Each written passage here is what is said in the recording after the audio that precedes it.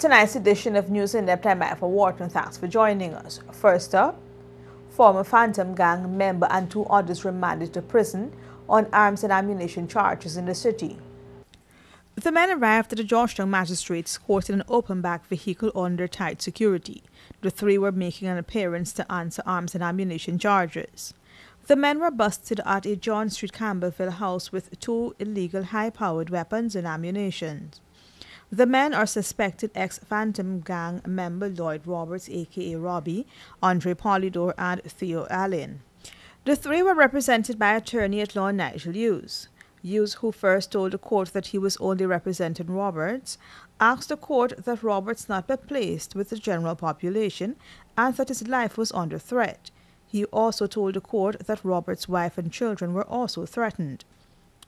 The prosecutor, in objecting to bail, said Roberts told the police when he entered the house that he accepted full responsibility and that he had rented the house. He also pointed to the seriousness of the offense.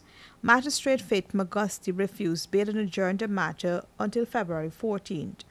The men are known to law enforcement, and only recently Roberts was held for questioning in connection with the shooting death of an 18-year-old patron outside of the Rio nightclub in Queenstown.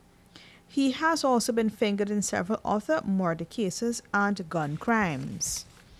It was swift action by the police that resulted in the apprehension of the 3 men on Sunday. The lawmen acted on information received and swooped down on the 2-story building and carried out a search and found an AK-47 rifle, a 9mm pistol, 3 magazines and 80 live rounds, along with several cellular phones. The men had been renting the house for a while now from a city real estate company. We will return with more news after this break. Hey, looky there. Let me go techie boots. Boots? No, man, I ain't gonna get lock up teeth in them big stinky 30-second boots. Plus, it can be more cheaper online. And then got my favorite color, pink. Let me go along. Online shopping. Cheaper, faster, better. Passback.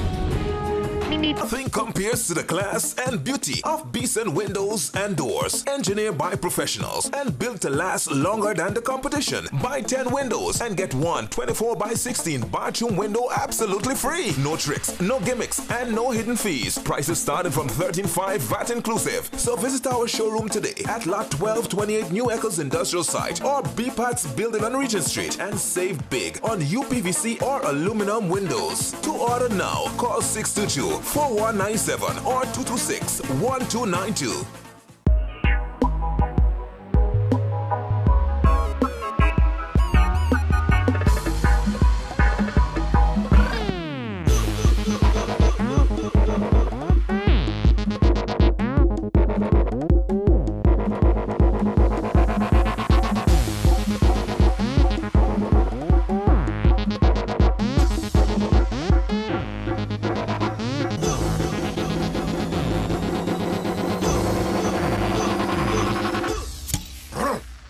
A man's beer. Thanks for staying with us. Justice Cecil Kennard to be replaced as head of the Police Complaints Authority. Long-serving chairman of the Police Complaints Authority, Justice Cecil Kennard, is expected to demit office sometime in the new month. This was confirmed by Minister of Public Security, Kemrat Ramjatan, who said that President David Granger has written to Justice Kennard informing him about his decision. Yes, that's correct. Any particular reason why? I think it's age. He's almost over 80. And the president indicated to me that he sent him a letter. And he will be removing at this stage by the end of February. And the search for a new person to replace him? I think that is in the office of the president because it's exclusively his jurisdiction to appoint. Ramjatan, who worked with Justice Kennard over the past 2 years, said he has performed excellently and he is a quality jurist. Oh, he has performed excellently. Even whilst we were in opposition, he was there, and I know the reports that they've been giving were excellent reports. And he's Chancellor, he's a quality jurist, and of course, he knows the job of the judges' rules, how policemen should behave, the norms that go with that highly professional vocation.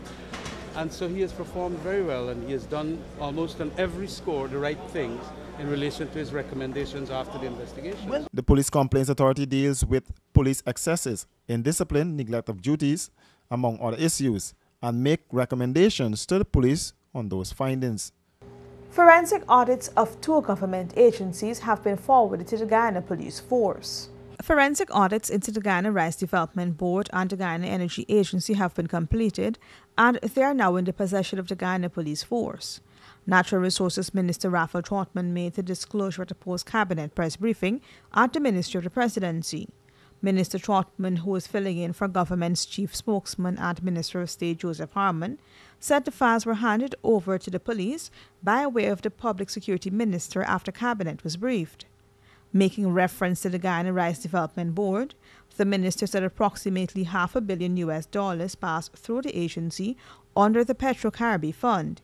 He also explained that there were several loans for which there are no paper trails to indicate who approved the loans, nor were there any promissory notes. There were instances of persons within the agency actually using money to trade in foreign currency.